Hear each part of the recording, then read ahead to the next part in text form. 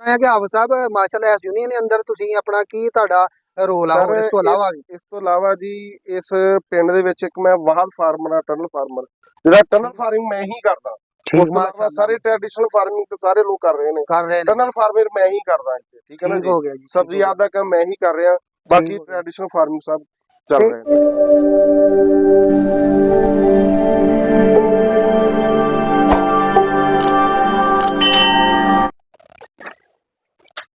अस्सलाम वालेकुम जी वीडियो की हाल ठीक ठाक हो।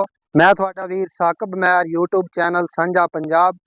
अज असी पहुंचे हाँ चक नंबर 375 जींबे मसीतियां दे अंदर और इत्थे असी मिलांगे हाफज उजैर अमीन साहब जेड़े के बहुत ही अपना जिमींदार और काश्तकार इस इलाके दे जेड़े ने माशाअल्लाह मन्ने दन्ने पंजाबी दे अंदर काश्तकार ने। और अज इन्हां नाल असी मिलदे हां, इन्हां दी गुफ्तगू इन्हां नाल करदे हां कि इन्हां दा जिमींदार जिहड़ा वा वो किस हद तक जिहड़ा वा ठीक बेहतर जा रहा वा, कोई गौरमेंट की तरफों इन्हों कोई अपना सबसिडी दी जा रही है या नहीं, इन्हों के अखराजात जिहड़े पूरे हो रहे हैं या नहीं, या कि इन्हों पल्लियों ला के जिहड़ा कि अपने आप नूं एक सैटअप इन्होंने अपना कंट्रोल किया होया वा।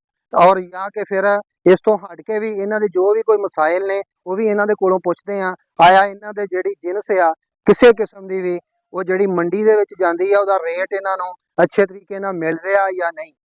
अस्सलाम वालेकुम जी। वालेकुम सलाम जी। और जी हाफिज उजैर साहब की हाल ठीक ठाक हो? बिल्कुल खैरियत जी सर तुहाडा इलाके दे विच ना मैं बड़ा नाम सुनिया माशाअल्लाह, ते असीं सुन के जिहड़ा वा तुहाडे कोल पहुंचे हां ते बड़ी मेहरबानी है कि तुसीं सानूं खिदमत दा मौका दिता।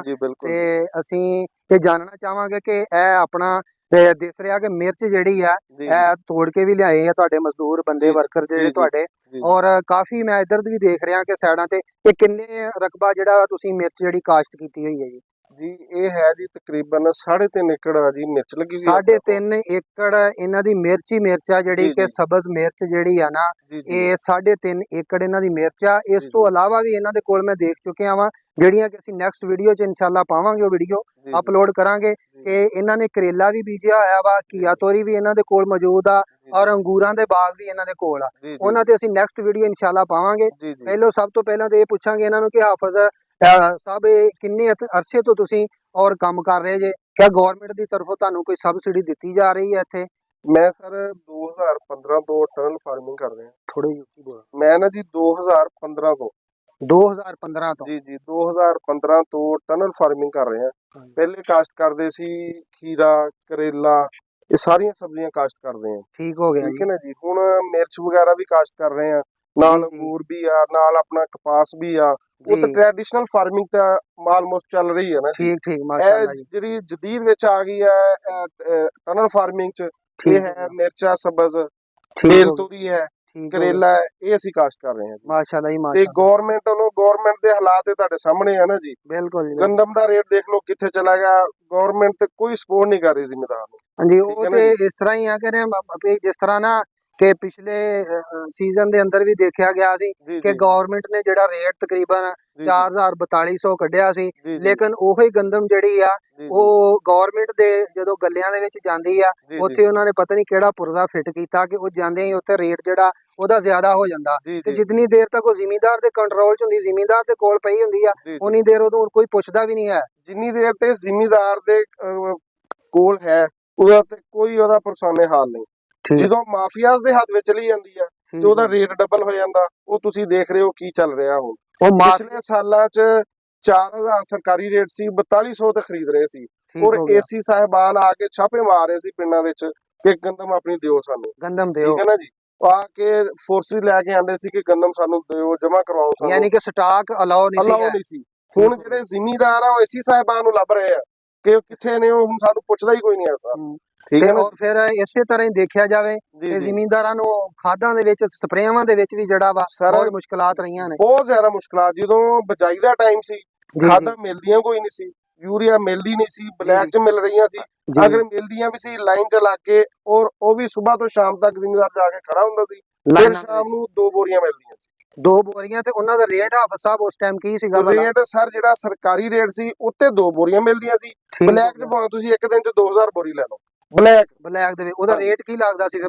ਬਲੈਕ ਦਾ ਸਰ ਰੇਟ ਚੱਲ ਰਿਹਾ ਸੀ 4200 ਰੁਪਇਆ ਠੀਕ ਹੋ ਗਿਆ। ਸਰਕਾਰੀ ਰੇਟ ਤੋਂ 1000 ਰੁਪਏ ਉੱਪਰ ਦੇ ਰਹੇ। ਠੀਕ ਹੋ। ਤੇ ਜਿਹੜੀ ਦੂਸਰੀ ਆਪਣੇ ਯੂਰੀਆ ਵਾ, ਜੀ ਜੀ ਇਹ ਯੂਰੀਆ ਦਾ ਮੈਂ ਦੱਸ ਯੂਰੀਆ ਦਾ ਰੇਟ ਦੱਸ ਰਹੇ ਆ। ਇੱਕ 9000 ਰੇਟ ਸੀ, ਉਹਦਾ 15000 ਹੋਇਆ। ਉਹ ਡੀਏਪੀ ਦਾ ਰੇਟ ਦੱਸ। ਉਹ ਡੀਏਪੀ ਦਾ ਰੇਟ, ਡੀਏਪੀ ਦਾ ਰੇਟ ਜਿਹੜਾ ਵੀ ਦੇਖੋਗੇ ਉਹ 15000 ਦੇ ਵਿੱਚ ਬਲੈਕ ਜ਼ਿਮੀਂਦਾਰਾਂ ਨੇ ਖਰੀਦ ਕੇ ਤੇ ਸਿਰਫ ਆਪਣੀ ਫਸਲਾਂ ਨੂੰ ਪਾਈ, ਮਿਹਨਤ ਕੀਤੀ ਕਿ ਯਾਰ ਚਲੋ ਕੋ ਸਾਨੂੰ ਰੇਟ ਆਇੰਦਾ ਵਕਤ ਦੇ ਵਿੱਚ ਅੱਛਾ ਲੱਗ ਜਾਏਗਾ ਤੇ ਸਾਡੇ ਜਿਹੜੇ ਅਖਰਾਜਾਤ ਨੇ ਇਹ ਸਾਰੇ ਪੂਰੇ ਹੋ ਜਾਣਗੇ।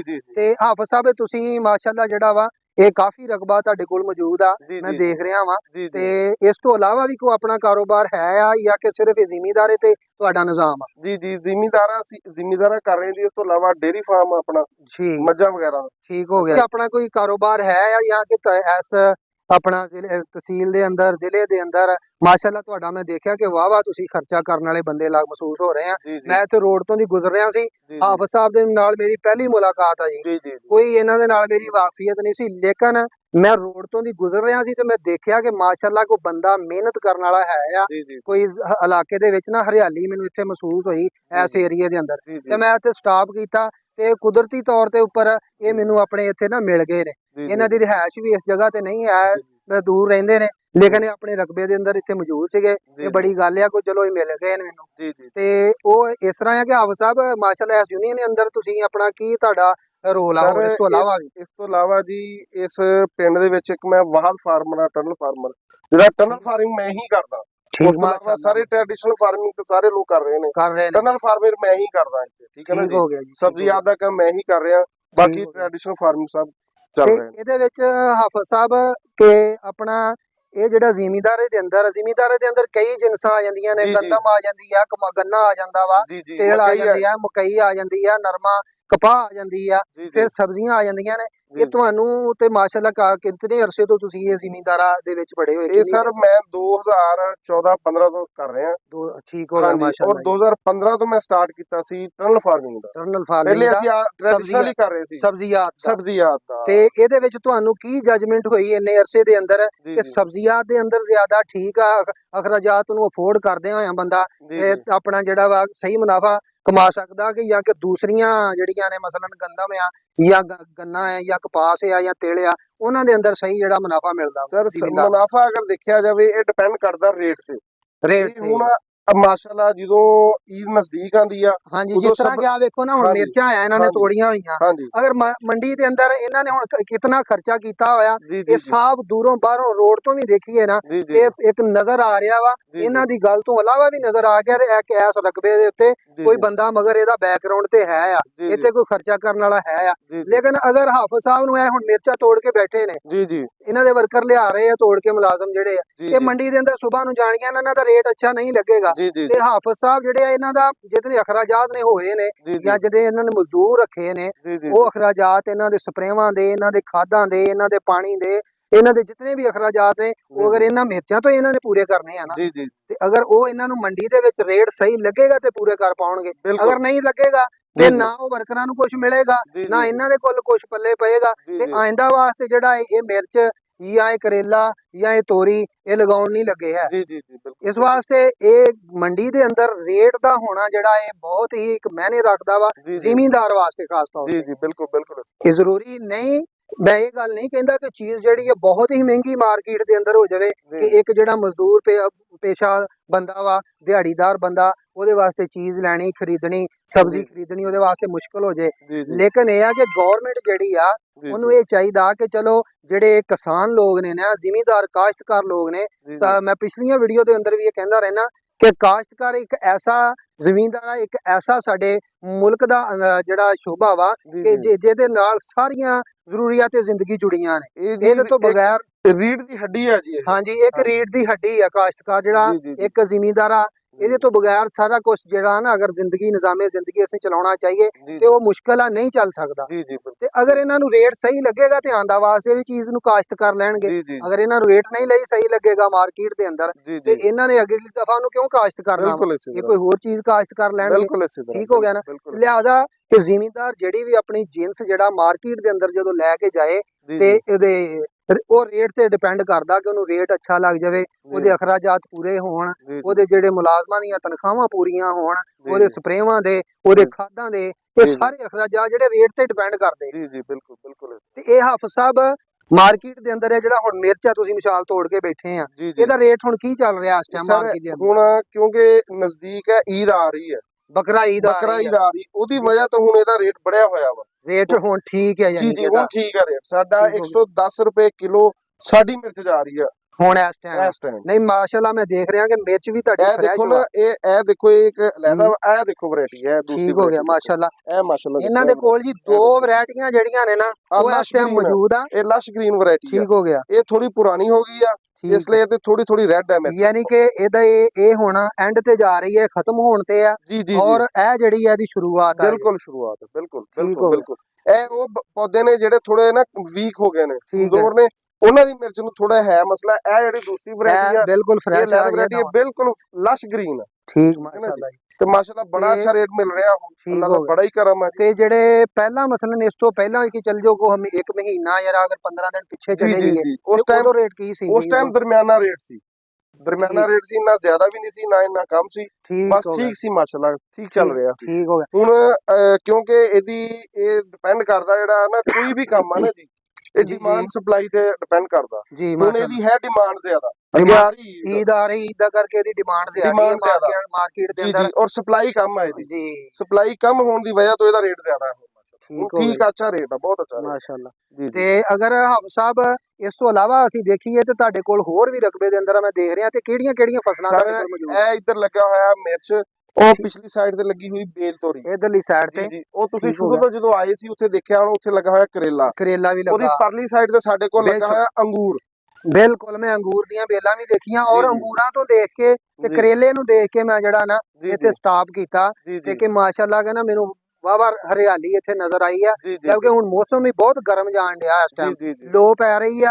ਜੂਨ ਦੇ ਮਹੀਨੇ ਦੇ ਵਿੱਚ ਅਸੀਂ ਇਹ ਵੀਡੀਓ ਬਣਾ ਰਹੇ ਆ ਜੀ ਤੇ ਇਹ ਜਿਹੜਾ ਨਾ ਬਹੁਤ ਲੋ ਪੈ ਰਹੀ ਆ ਇਸ ਟਾਈਮ, ਜੀ ਤੇ ਫਿਰ ਵੀ ਜਿਹੜਾ ਵਾ ਇਹਨਾਂ ਦੀ ਇਹ ਮਿਹਨਤ ਜਿਹੜੀ ਹੈ ਰੰਗ ਲੈ ਕੇ ਆਈ ਆ, ਜੀ, ਔਰ ਬੂਟਾ ਜਿਹੜਾ ਇਹ ਦੱਸ ਰਿਹਾ ਵਾ ਇਸ ਟਾਈਮ ਜੀ, ਕਿ ਇਹ ਵਾਕਈ ਇੱਕ ਮਿਹਨਤ ਕਰਨ ਵਾਲੇ ਬੰਦੇ ਨੇ, ਜੀ। ਔਰ ਅੱਲਾਹ ਪਾਕ ਇਹਨਾਂ ਦੀ ਮਿਹਨਤ ਦੇ ਵਿੱਚ ਹੋਰ ਬਰਕਤ ਅਤਾ ਫਰਮਾਏ। ਜੀ, ਜੀ। ਮੇਰੀ ਇਹ ਦੁਆ ਆ ਜੀ, ਕਿ ਜ਼ਿਮੀਂਦਾਰਾਂ ਨੂੰ ਜਿਹੜਾ ਨਾ ਗਵਰਨਮੈਂਟ ਅੱਛੇ ਰੇਟ ਦੇਵੇਗੀ ਤੇ ਫਿਰ ਹੀ ਮੁਲਕ ਦਾ ਨਿਜ਼ਾਮ ਸਾਡਾ ਜਿਹੜਾ ਉਹ ਚੱਲੇਗਾ। ਜੀ ਜੀ ਜੀ ਇਸ ਮਾਸ਼ਾਅੱਲਾ ਤੋਂ ਬਗੈਰ ਜਿਹੜਾ ਨਾ ਅਸੀਂ ਕੁਝ ਵੀ ਨਹੀਂ ਹੈਗੇ ਹੈ ਜੀ, ਜੀ। ਜ਼ਿਮੀਂਦਾਰੇ ਤੋਂ ਬਗੈਰ। ਜੀ ਜੀ ਔਰ ਅੱਲਾਹ ਪਾਕ ਜਿਹੜਾ ਨਾ ਸਾਨੂੰ ਹਦਾਇਤ ਦੇ ਦੇਵੇ ਕਿ ਸਾਡੀ ਗਵਰਨਮੈਂਟ ਜਿਹੜੀ ਆ ਨਾ ਉਹ, ਮੈਂ ਇਹ ਨਹੀਂ ਕਹਿੰਦਾ ਹੈ ਕਿ ਰੇਟਾਂ ਨੂੰ ਬਹੁਤ ਹਾਈ ਕਰ ਦੇਵੇ, ਜੀ ਜੀ ਜੀ ਰੇਟ ਅੱਛੇ ਹੋਣੇ ਚਾਹੀਦੇ। ਅੱਛੇ ਰੇਟ ਦਾ ਮਕਸਦ ਇਹ ਹੁੰਦਾ ਵਾ ਕਿ ਜ਼ਿਮੀਂਦਾਰ ਦੇ ਹੱਕ ਦੇ ਵਿੱਚ ਵੀ ਬਿਹਤਰ ਹੋ ਜਾਵੇ, ਤੇ ਜਿਹੜਾ ਆਮ ਰੂਟੀਨ ਚ ਬੰਦਾ ਇੱਕ ਮਜ਼ਦੂਰ ਆ ਕਮਾਉਣ ਵਾਲਾ ਦਿਹਾੜੀਦਾਰ ਬੰਦਾ ਵੀ ਜਿਹੜਾ ਨਾ ਉਸ ਚੀਜ਼ ਨੂੰ, ਉਸ ਸਬਜ਼ੀ ਨੂੰ ਆਸਾਨੀ ਨਾਲ ਮਾਰਕੀਟ ਦੇ ਅੰਦਰੋਂ ਖਰੀਦ ਸਕੇ। ਲੇਕਿਨ ਮਸਲਾ ਇਹ ਹੈ ਕਿ ਜਦੋਂ ਤੁਹਾਡੇ ਕੋਲੋਂ ਹੁਣ ਤੇ 110 ਰੁਪਏ ਦੇ ਕਿਲੋ ਦੇ ਹਿਸਾਬ ਨਾਲ ਜਾ ਰਹੀ ਹੈ, ਜਦੋਂ ਅੱਗੇ ਇੱਕ ਐਂਡ ਸਟੇਜ ਤੇ ਦੁਕਾਨਦਾਰ ਦੇ ਕੋਲ ਪਹੁੰਚਦੀ ਹੈ ਨਾ, ਇਹ ਤਕਰੀਬਨ 100